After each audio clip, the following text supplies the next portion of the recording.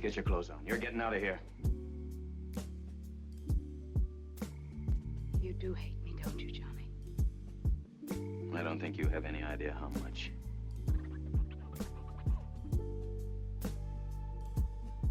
Hate is a very exciting emotion. Haven't you noticed?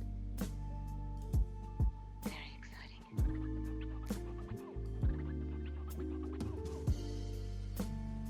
I hate you too, Johnny. I hate you so much.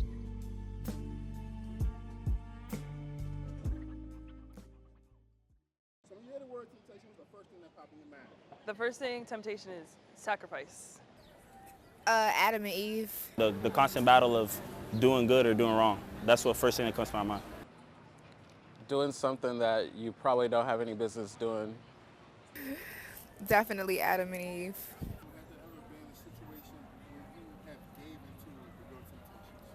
Yeah, I think if you're human every day, you're not human if you don't make mistakes and if you don't give in to your temptations. I feel like also it allows you to live life on the edge and to try new things.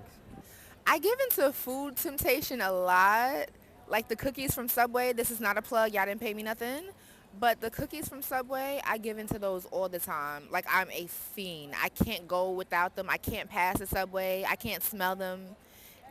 Food temptation is actually really big because you're just gaining weight and you're just getting unhealthy.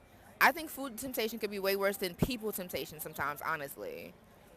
I've been like trying to work out and get a little more healthier, so I've been trying to stay away from sugar, but I'm really... Would you like to say what you're eating, what you're drinking to be specific? Coffee. It's just, I can't stay away from coffee, I don't know. Yeah, food is a big thing, especially with American obesity and just food insecurities and food deserts. You would think that temptation would be a lot easier to fall into, but it's all about who you want to be as a person, like overall, like who you want to grow up to become. Even though we're all adults and we're all growing, but making sure that you're not tempting yourself into allowing yourself to just eat whatever you want. But also, like, look at us. I think we look pretty fit, so, you know, not falling into that food temptation. I feel like every day there's temptations that we always can fall victim to. For me, it's like exercising. I wanted to exercise this morning and I didn't get to, but it could be a different thing every day. A lot of the times, you know, you say, oh, I'm not going to do this, but then, you know, you fall victim, you get peer pressure, you get tempted to do it. So for me, it's an everyday thing, but this morning with exercise. We're in a party culture, a party city. Alcohol, a lot of people fall into that. So I don't drink anymore because I just like being healthy, and it's not the best practice of being healthy. I'm not saying that you can't have fun, but I do put myself in those situations where I'm still surrounded by people that do drink alcohol or partake in it. You just have to have that will and that determination. So I'll drink some water, or I literally just like dancing, right? So I just feed off energy. If somebody else is dancing, I don't need alcohol to go help me do that. I'm gonna just go out there and dance with them. But it just takes little baby steps, because I used to drink, so I was drinking before I went out, and I would do all the time. But Not indulging. yeah, it's like a indulging feeling. You get stuck into it. You're like, oh, they're drinking, I'm a drink. Yeah. There's one shot turned to like 8 shots, and you dance on somebody's roof. So you just gotta take it slow. Or Maybe even just California sober too. There's also that thing, because we gotta take care of our body. We gotta be healthy. Explain what California sober is. California sober is when you partake in the 420 activities, because it's becoming a lot more legal in a lot of states, and they're actually taking back a lot with DC. We're not sure why. I think that temptations become temptations because they look good, you know? We're human beings. It's natural to want something that you can't have or shouldn't have. I think that's why I think of Adam and Eve, because I think that's where theoretically that started, you know? Like Adam and Eve started the whole you have something that you're not supposed to have type of thing. So are temptations something that you discuss? And if so, how do you bring up temptations with your partner?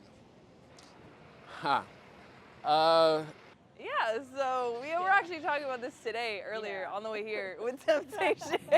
Definitely, for sure, I talk to her about what I'm feeling or what I'd like to do or what I don't like, because you have to be transparent and clear in a relationship where you're not going to go anywhere with it. Me personally, I don't really do monogamous relationships. So For me, temptation is like a thing that is openly talked about. Like you can always talk about you liking someone else, you being interested in somebody else, because we're human beings. I don't necessarily think that you're supposed to just fall in love with me forever and just look at me every day and me breathe in your face every day and that's it. Like I don't necessarily believe that. So, you know, temptation is natural. I think when we try to go against our natural instincts, that's when we start doing stuff that is betrayal to other people versus when if we were just honest, you know, about our temptations, we would have a better world, honestly. I feel like in terms of a relationship, yeah, you should discuss temptations. I mean, the way that I put it, I was recently in an open relationship where we talked about temptations and what that looks like and what the boundaries were. So it's just about communicating and getting things out in the open. You can look at somebody and say, oh, I'm infatuated with what you look like, but what do you have to offer? We shouldn't live in a world like that, but then it's like when you see that they might have something a little better, you're tempted for that. That's like when you say you think the grass is green on the other side, and it might not be. But what if it actually is? I'm sure there has been a time when you resisted temptation, right? Of course. Tell us what made you want to resist. What gave you the strength that day to say, nah, I'm good? Okay, the only way that I really learned lessons, because I hit my head hard. I learned lessons very hard. If something has happened to me, now it registers in my body, so I don't want to hurt somebody the way that I was hurt. So unfortunately, something usually has to happen to me or someone very close to me. And that way I can be like, okay, I know how this ends, so it's not worth it. If you know that it's not going to benefit for the long run for you, your mental, your emotional, spiritual, anything that you want to call it, then you shouldn't be doing it. Fair enough. And that's why you got to have discernment.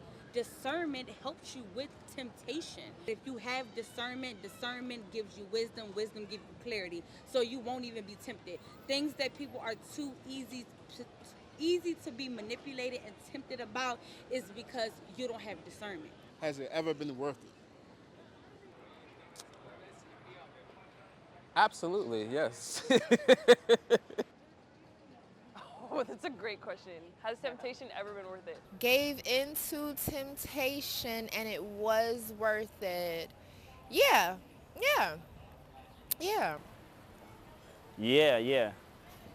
Realistically, no, because then you're still doing the same thing. Every time I give into my coffee temptation, I think it's worth it. So. Scratch your itch. Yes. When I find myself going home at 7 in the morning after a great night out, I'm like, wow, that was amazing. And then the next week, I regret it. We're human. Yeah, we're gonna deal with it. We're gonna deal with it. So I don't know if it's necessarily worth it, but you live and you learn. Yeah. Like I've cheated in relationships or something like that, and quite honestly, that is like a revelation. It's an epiphany. It's like, oh, I wasn't really in this to begin with. It's really an eye-opener.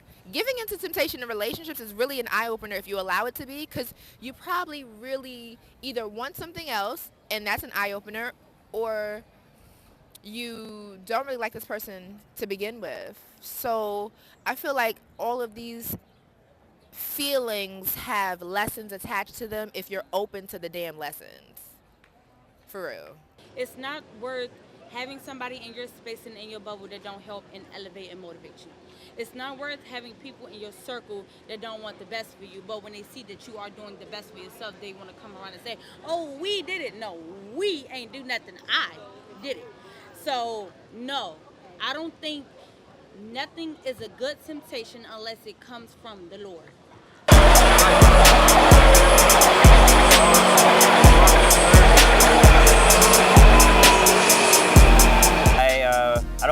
Not like a shameless plug or anything, or like to plug my own stuff, but I recently started my own YouTube channel, and I've had the temptation to do it for a long time, and I finally started it, and it's been doing really well. I've been impacted a lot of lives. I talk about mental health and and fashion and, again, financial responsibilities and advice. And a lot of people have been impacted by it. And so me just feeding into that urge of wanting to do something with my life, with social media, it struck gold, and I've only been in it for like 6 months. So definitely, and this can go for a lot of things in life, not just the social media that I've done.